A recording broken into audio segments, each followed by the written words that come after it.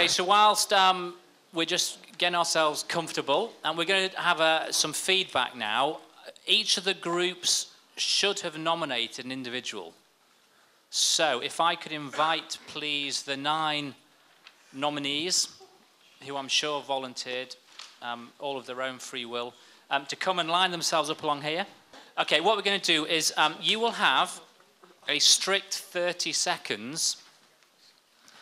You can use the time as you like, but what I would suggest you do is in that 30 seconds, you will summarise the group you were, in other words, which section were you looking at, and then you answer those 2 questions. You're all looking very worried. Were you not expecting this? The 2 questions will be flashed behind on the big screen, so we will be able to see the answers from the groups. First slide, please. Okay, Group 1, that was us. We looked at sections 2.1 and 2.2, which were assessment strategy at programme level and assessment strategy at module level. The first thing we said in relation to about how good the section was, we were just glad to have something.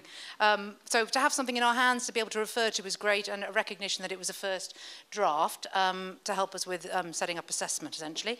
How could it be improved? We thought there could be more good examples included, and we were wondering about the location of the... We looked at work-based learning and placements. We probably thought that those should be divided up, that work-based learning, generally speaking, is different from placements, and that possibly there needs to be other sections that look at those experiences that divorce from direct placement within the university, so international learning, those type of things. We also thought that guidance, maybe it was best to have tactics that would give permission to certain practices, rather than guidance that might limit certain practices, because obviously context differs. We looked at disability in assessment and whether students with a disability should be treated as a separate category, and we felt that they shouldn't. And actually we were very pleased. What the strength of the document was that we've got this notion of inclusivity, which says all students have got particular needs, be they those related to a disability or just different learning styles and learning needs. What was missing from the document was enhancing staff knowledge about what that actually means. What is inclusivity? And we need some examples.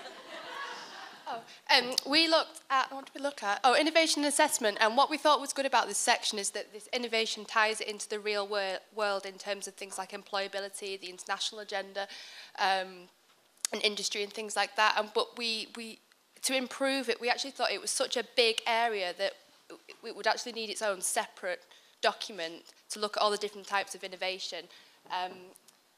Yeah, I'm the only one. Perfect. Student experience, what's good about it? Short and concise. How can it be improved? Make it longer and more complex.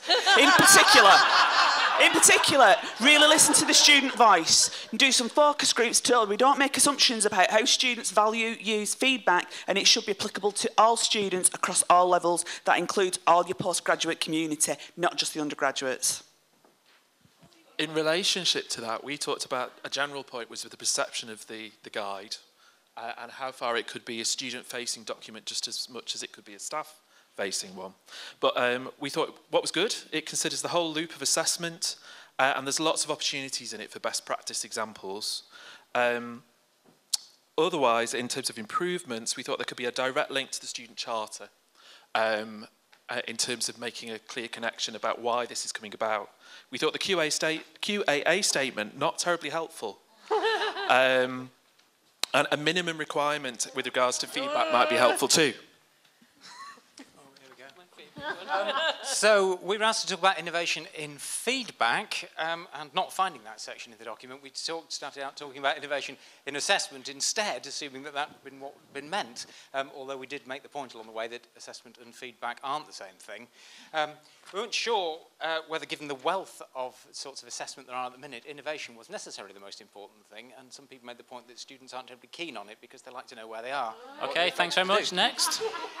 Right, we talked about electronic assessment, and we thought it was good that it was in there, as a lot of other people have said, but we felt it shouldn't be its own section. It should be encompassed within there, because basically electronic assessment issues are a process rather than part of the overall policy, and they should just be embedded within the programme, within the document as it went through.